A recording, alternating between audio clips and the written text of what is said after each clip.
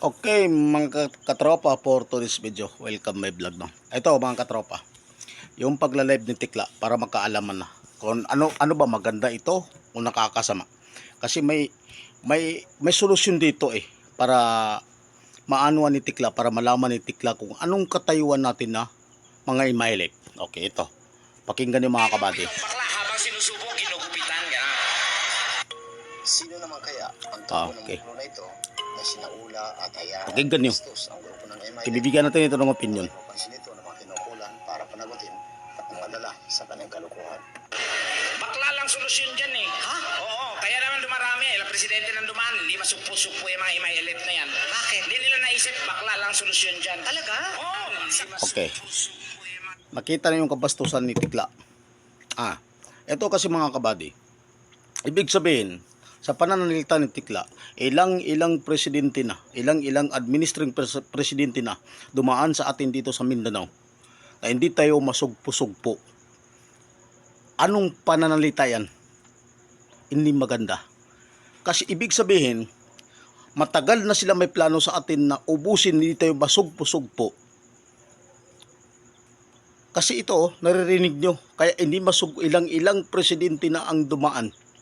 Hindi na masugpo-sugpo ang mga imailip na yan. Kaya, ang katapat lang niyan doon sa mga bakla walang iya. Bastos ka. Ito mga kabady. Ito Tikla para malaman mo. Guys, pag-share ang video natin. Alam nyo kasi alam mo kasi Tikla, naririnig mo, makita mo man lang tong video ko para malaman mo. Sa yung pananalita mong yan, parang binigyan mo kami ng paingat at pahiwatig ng mag-iingat kami sa lahat-lahat ng dumadaan ng Pangulo sa amin. Okay mga katropa. Ito kasi Tikla para malaman mo, para makaalaman na. Simula sa simula, sino ba ang naninindigan? Sino ba ang lumaban sa sarili nating bayan? Kung hindi ang muro. Para makaalaman. Ang problema dito, naninindigan yung mga ninuno namin ng mga muro. Sa bandang huli, wala kaming lugar. Ang tingin nyo sa amin ng mga imailip, ang tingin nyo sa amin ng mga muro, walang puwang sa mundong to. Kayo lang ang may karapatan sa mundong to. Ito mga kabady, para magkalinawan tayo. Kasi ito, yung pananalita ni Tikla, hindi maganda, i-analyze ninyo. Ilang presidente na daw ang nagdaan na hindi tayo masugpo-sugpo na mga imailip. So ibig sabihin, tuwing dumadaan ng presidente, may plano sila na malaki sa Bangsamoro. Ang pamilya ng muro kung paano mo ubos kaya hindi masugpo-sugpo. Yan ang nakakasama ng loob. Ito mga katropa, para makaalaman na. Simula sa Luzon at Visayas, pati dito sa Mindanao, sino ang naglaban? Sino ang naglaban sa atin sa karapatan natin pang tao? Hindi ba Bangsamoro? Bangsamoro ang lumaban sa karapatan natin pang tao. Huwag mong sabihin yan, nakakasama ka ng loob. Kahit ano pa man ang gawin nyo, kahit ano pa man, kung ganyan ang inakala mo, na marami pa, magpwersa na ubusin ang Bangsamoro, hindi mangyayari yan. Hindi mangyayari. Kasi simula sa history namin, simula sa mga ninuno namin, lumaban kami ng kapwa pakikilaban. Lumaban kami sa kapwa pakikibaka. Hindi kami mahubos. Dahil may sarili kaming pananampalataya. Para malaman mo. Ito mga katropa nakakasakit dito. Ang tingin sa atin ng mga kapatid natin ng mga Kristiyano ay mga terorist tayo sa sarili natin bayan. Tayo pa ang masama. Tayo pa ang yung mga ninuno natin na nagtanggol sa bayang to. Walang iba. Yung mga ninuno natin ang nagtanggol sa bayang to. Walang iba. Walang ibang history ang nakikilaban kundi mali lang sa muro. Una pa yan, mali lang sa muro. Bakit ngayon? Parang napapansin namin sa inyo ng mga kapatid namin ng mga Kristiyano na wala kaming puwang ng mga Muslim dito sa bayang to. Ano ba kami? Tao din kami, di ba? Kaya wag mong sabihin na hindi kami masugpo-sugpo. Ito kasi, ito si Tikla, maganito putulan ng dila. Nako, sayang ka. Sisikat ka na nga Lalo ka pa sisikat niyan.